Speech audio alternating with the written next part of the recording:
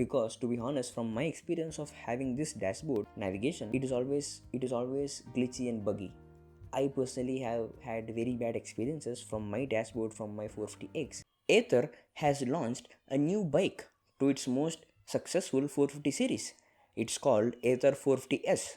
It comes with the same old design from 5 years with very few modifications, and it offers much lesser range at, of course, a much lesser price than 450X. Ironically, to me personally, Ather 450S seems extremely exciting. Why is it exciting? I mean, is it even worth considering to buy? In terms of looks, there is this one black panel that separates 450X from 450S. If not this, every 450 bike looks exactly the same. This kind of felt like downgrading the looks because back in 2019 or so, the 450 series started with this very same black panel. In the next few versions, they replaced this with the color of the bike itself, and that gave a really premium glossy look in the front. I really think it's time for Ather to refresh its design. Share us your thoughts about the design of the Ather in the comments below. Apart from the color and looks, the seats and the comfort of the bike remains exactly the same. I mean, this bike comes with these cushy seats with pretty good suspension. You would love the comfortable city ride you get on this bike. This bike feels really solid and very well built. Having same old design has one advantage: the side mirrors, pillion footrest and all other accessories that you get with 450X. The previous year version can also be used for this year version as well. Spoiler alert, you see a lot of accessories, exciting accessories are coming up for Ather 450 series, and I have made a full video on that, so please subscribe to the channel if you haven't already. Now, in spite of all these unchanged features in the 450 series, there is a pretty exciting value addition that comes with this 450S. To feel what it is, you should start ride the bike. You see, the first shocker with 450S is that you don't get a touchscreen dashboard, and that is a very bad news. I mean, who wanna use an Ather without a touchscreen in 2023, right? Along with that, you're gonna lose a lot of features on 450S because of this lack of touchscreen. First thing, you can't set up navigation from your dashboard. You had this feature that you can search for location and set navigation right from your dashboard screen. You can't do that on this. You need to choose navigation on smartphone and send it to your bike, which from my experience had a lot of issues and a lot of bugs, and it never worked every single time. But now you have to live with this, you see. It's not done yet, there's one more problem. Even though you get a navigation on this dashboard, it won't be like the Google Maps. It won't be the actual map on the dashboard. Instead, you'll have navigation in the small little box in the right corner of the screen, which basically has a few directions to say. For example, go straight for 1 kilometer, take a right after 400 meters. It is sort of a minimalistic navigation design, I would say. Apparently, Ather says that they have redesigned this direction mapping on this navigation. They say that there are 18 different directions that they can show on this dashboard. On paper, it sounds convincing. But practically, if you see, these directions can't replace the experience of Google Maps, right? We all are now pretty much used to have the Google Maps on your dashboard or on a smartphone. Now, having to ride the bike without maps on the dashboard with just the directions, trusting the directions, that's kind of tough, and it would take a hard learning curve for us to get used to. I think a test ride on this bike would help us understand the problems and the usage of this navigation. We are gonna post it on this channel pretty soon. So if you haven't subscribed to the channel, please do that so that you don't miss on the updates like this. And the third problem of not having a touchscreen on Ather 450S is that you can't save the driving license and RC on your dashboard anymore. Saving these documents on your dashboard has been the most underrated feature of Ather. I mean, the kind of mental peace that you get from this is mind-blowing. In fact, this is probably one of the reasons why a cop will never stop you if you're riding an Ather, because you're more likely to have your documents on your dashboard. Unfortunately, there is no luxury of that in this new version of 450, the 450S. In terms of UI, Ather had probably one of the most easy to use dashboards in the EVs. No fancy stuff. It keeps things really simple and easy. Now with no maps, you get this extra half of the screen space. And with no touchscreen, you can't have these sliders on top and the sides as well. And the result of this is a completely redesigned modern looking UI.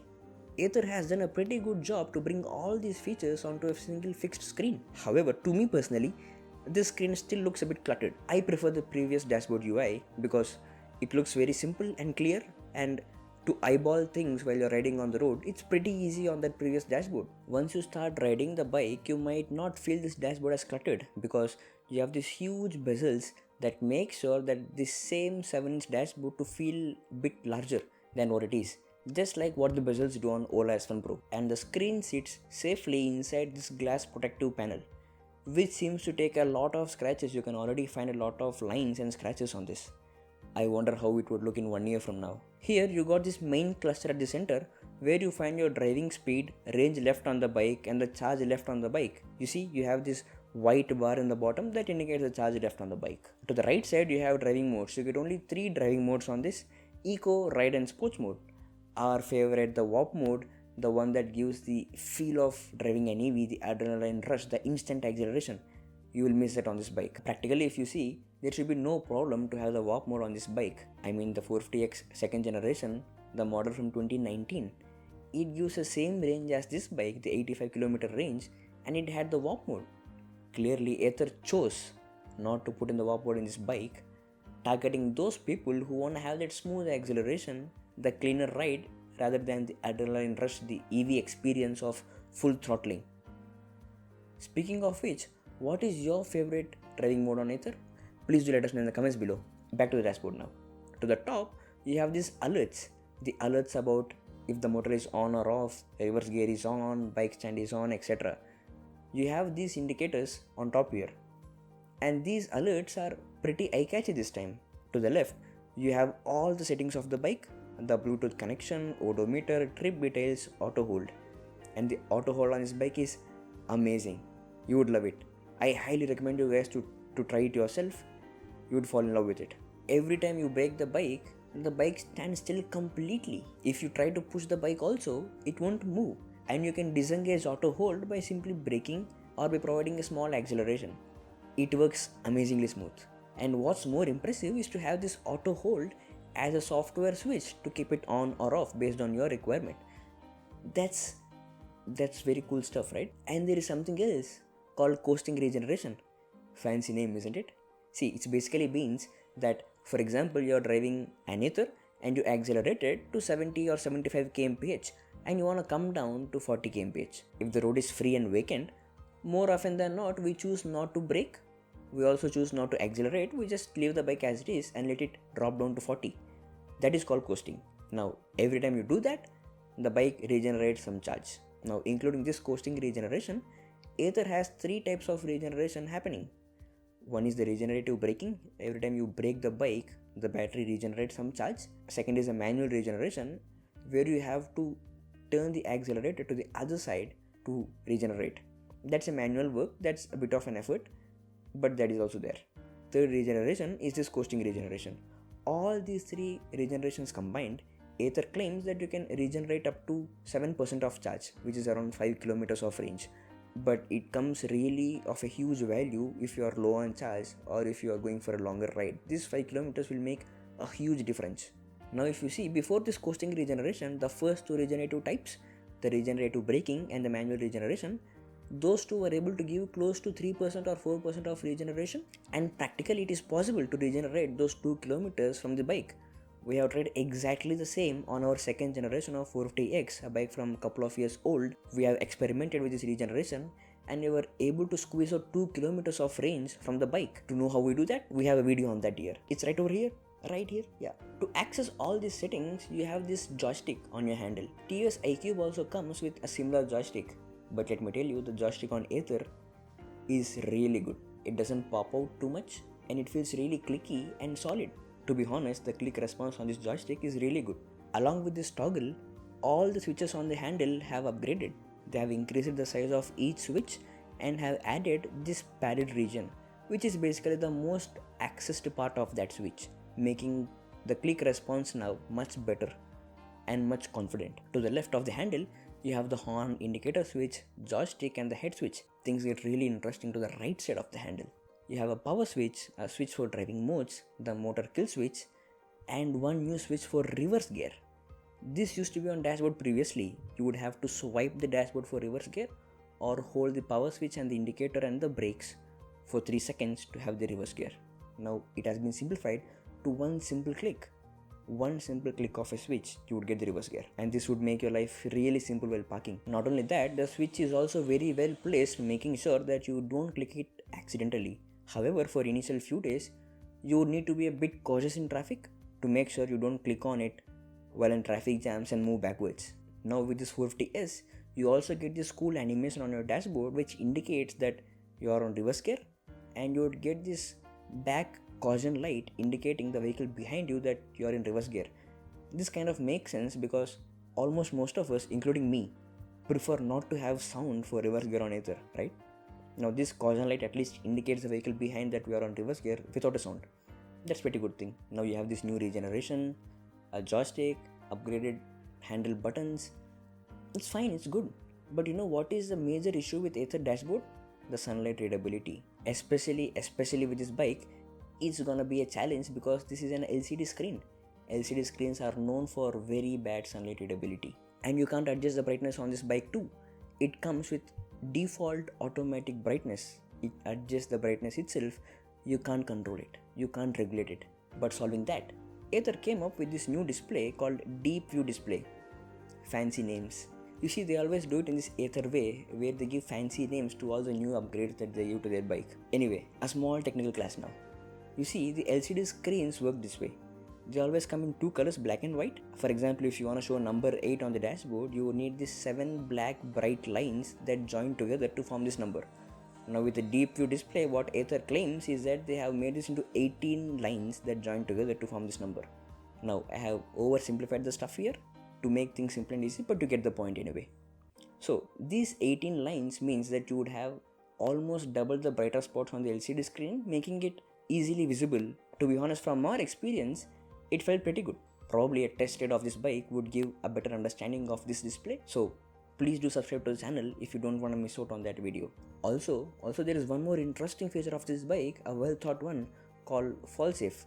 I really wish no one gets to use this feature anytime, but basically what it does is that if a person driving an Ather falls down, which I wish should never happen, but if that happens, if you try to lift the bike, the motor is still on, and because it is an EV, you won't get engine sound as well. So accidentally, if you raise the accelerator, more likely it would cause very serious damage. So to avoid that, every time the bike tilts more than a dangerous angle, the motor cuts itself off. That's a very well thought feature, right? Now in terms of performance, the only difference this bike has from 450X is the absence of the warp mode. If you haven't tried an Ather already, the warp mode is basically the peak performance capability of Ather. Once you give your throttle full on a warp mode, you would get that instant acceleration, the proper EV experience, the maximum peak power of Ather. You would love it. Unfortunately, this bike 450S will not come with the warp mode. It only comes with 3 driving modes: Eco, Ride and Sports mode. Eco mode is for riding at a speed lesser than 45 kmph with a smoother acceleration and a proper city ride. Ride mode gives a maximum speed of 60 kmph. If you are riding inside the city with a pillion rider, Ride mode is more preferred than Eco mode because you have that extra power to carry that extra load. Sports mode is basically the mild version of the warp mode, in which you can drive at the maximum speed of 90 kmph, but you won't get that instant acceleration as much as you get on the warp mode. To me personally, I prefer the sports mode because you get the flexibility to be under control and to be able to ride at the maximum speed if the roads are vacant. By the way, what is your favorite driving mode on Ather? Is it the warp mode or is it something else? Please do let us know in the comments below. Now in terms of range, Smart Eco gives a range of 90 kilometers of true range on this bike. Of course, the certified range on this bike is close to 115 kilometers. It means that if you can optimize your driving pattern, you can get more range than the 90 kilometers of true range. We have experimented a lot of stuff on this, and we have curated all our learnings in this video, where we have spoke about 3 to 4 tricks that will immensely impact the range from your EV. You would love the video. It's right over here. Right here, you see, right here. Okay, now basically this bike comes at a lesser range. Dashboard is not touchscreen, you won't get the Google Maps. It basically comes with extra large buttons, a button for reverse gear, auto hold, coasting regeneration, a couple of software features. Is it even worth it? You see, practically, Ather 450S has almost everything that most of us need. I mean, for most of us who get an EV, we are not gonna go for longer rides. We are mostly gonna use this for office commutes or occasional use. For us particularly, the people who use for office commutes, just like me, we are more likely are gonna stay closer to the workspace, maximum of 15-20 kilometers from the office, most of us, which makes which makes our daily commute to maximum of 50 kilometers, which is fine. We can just reach back home and charge a bike. And because it is office commute for every day, route is gonna be same every single day, and we won't need navigation on the bike practically. So it's fine. It is probably once in 2 months or 3 months we get to drive to a place where we need to have navigation, or for a longer ride where we need extra range. For that anyway we have the charging stations. Now my question to you is, for that once in 2 months or 3 months or maximum of 10 times a year, for those 10 instances of year, should you spend extra 40k on 450X? The 450S is priced at 1.3 lakh. The 450X is priced at 1.7 lakh. Should you spend that 40k for those 10 rare instances of longer rides? I would rather suggest to go for the charging stations, which is priced at 1 rupee per minute. Obviously it will charge you much lesser than 40k. And for navigation you can rather spend 500 rupees for a cell phone stand. I mean, what better navigation would you get than on a smartphone, right? Okay, now don't get me wrong. We all get EVs for various different reasons. For example, if you define a shorter distance as 40 kilometers, longer distance as 60 kilometers, and if you sort of put it into buckets, you get these 3 buckets: frequent short distance ride and no long ride, frequent short distance, occasional long ride, frequent long rides. If you're in the first bucket, Ather 450S is for you. You're gonna love this bike and you won't regret it. You will spend around 1.3 lakh on this bike and you can save on your daily fuel costs, and you would enjoy a very comfortable, peaceful ride on this bike. If you are in the second bucket, I would still recommend you with this 450S, because for those occasional longer rides you have the fast charging stations anyway, and you can have a smartphone stand to compensate for that 40k extra expenditure on 450X. Because to be honest, from my experience of having this dashboard navigation, it is always glitchy and buggy. I personally have had very bad experiences from my dashboard from my 450X. It is not worth that 40k. Definitely not. If you are in the third bucket, you have only 3 options: Ather 450X with a true range of 105 kilometers, Ola S1 Pro with a true range of 135 kilometers, and you have the petrol bikes anyway. What's interesting about Ather is that in spite of having the same bike design for the 5 years, they're trying to mature and enhance the driving experience of the bike. Now, if you think about it, every bike design has its own advantages and problems, and if the design changes every single year, you are not gonna solving for any problem. You are actually adding new problems every single year with a new design. With Ather, what I say is, they have the same design for the last 5-6 years. If you love or hate it, it remains the same. If you are tall and the legroom isn't sufficient, you hate riding this bike, it remains the same. If you love riding Ather, it remains the same. But this year, what is gonna change is, if you love Ather, you're gonna have an amazing driving experience with all these new features. These are gonna actually impact your everyday driving experience, which is a really good thing. But it's been like 5-6 years for the same design. At least a slightest change in the design, a slightest modification of the design could have been better. But with all the features and value additions that you get with these features, I still have no regrets. Now, having said all these things, a test ride on this bike can add much more value to know should you buy it or not. And it can actually show a lot of problems and advantages with the design, right? And that is exactly what we are going to do. So make sure you don't miss out on that. Just click on the subscribe button in the bottom, just the bottom, the red color one. And please do let us know your thoughts in the comments below.